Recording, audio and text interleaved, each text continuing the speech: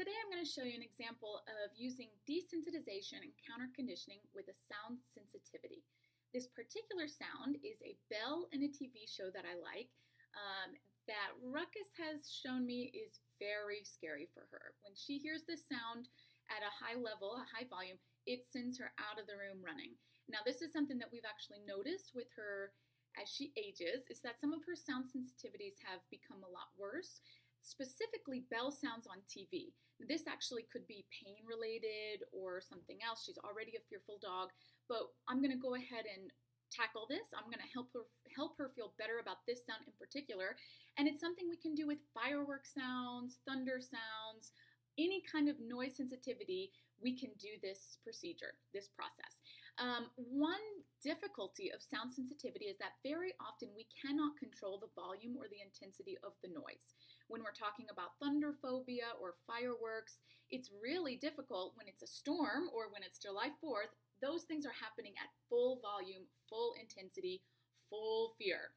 So what we want to do is in between, we want to work at levels and intensities and volumes that doesn't bother the dog, using YouTube sounds, YouTube videos for stuff. Or for example, with this, what I'm going to do today is I'm just going to use this bell sound in the TV show. I'm going to go back and forth with this particular sound. I'm going to play it at levels, at a volume that does not scare her, but that she notices. And then I'm going to follow it with really delicious food. That's going to be fat-free cottage cheese for her. You can use whatever your dog thinks is the best of the best food. With Ruckus, she has dietary restrictions, and this is one of her highest volume, highest value food. So what we're going to do is I'm going to set it up, and then every 1 to 4 minutes, I'm going to play this sound. I'm going to wait a moment so that she hears it, processes it, and then I'm going to happy talk like crazy. I'm going to make it the best thing ever, and I'm going to give her food, food, food, lots of good food. What I want is for her to hear that sound and go, ooh, that predicts food happening. And that's how we're going to change that internal state and actually create and build what's called a positive conditioned emotional response. Very often, this plus CER is actually visible. You can see the dog wag, get excited, get loose and wiggly, and that's when we know we've got it and we can make that sound louder now. So I'm going to start very quiet and gradually make it louder until it's at full volume and she's stoked about this sound. So one thing that's important to note is that I am in my office where I work from home very often, where I have food all over my desk for dogs. But for my dogs, this is normal. So even though I have this here, she's just over there snoozing. She's not really expecting anything to happen right now. It's really important that we get to this stage before you start training.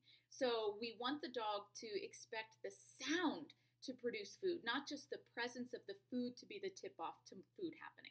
So what you can always do is prepare your food, stash it ahead of time, and then let your dog get bored about it and kind of get over it and not start to think that, or forget that it's there and not expect anything from it. That's really important first so that it's crystal clear that it's the sound that predicts the food happening, not just the food being there. So we were already at that stage. She doesn't care. She knows this is here, but she's snoozing. It's fine. So what we're going to do is play that sound, like I said, every 1 to 4 minutes because we don't want to do it over and over, one after the other, which can muddy the waters a little bit, and it becomes a little bit less clear that it's the sound that predicts the food. So let's do it. Let's see how Miss Ruckus handles this. It's important that I find a volume that does not bother her. So I'm going to start really low just to be sure that she doesn't get scared from this. All right, let's get started.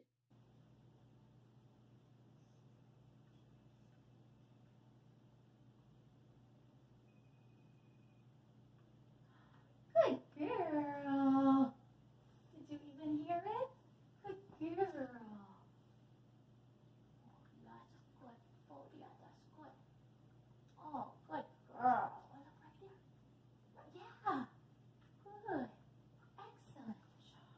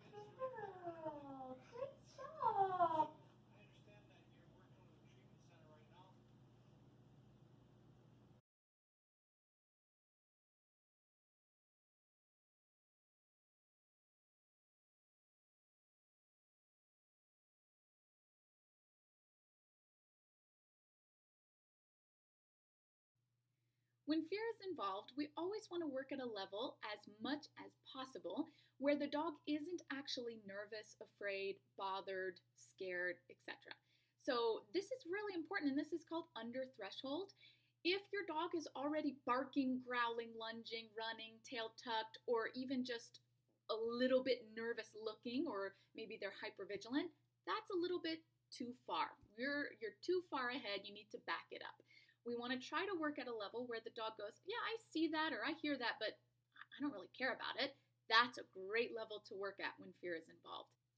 Counterconditioning is a process where we're taking a stimulus, it can be anything, that's already scary, and we're pairing it with something super fantastic to try to change how the dog feels about that stimulus.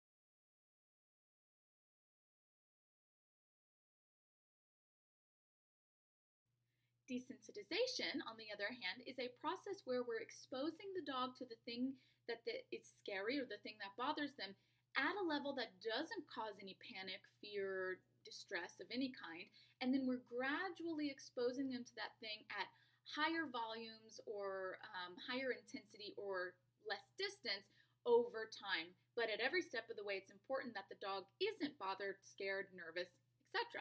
By the end of the process, we're able to expose the dog at full intensity, full volume, full distance, whatever it is we're talking about, and the dog's not the least bit bothered at all.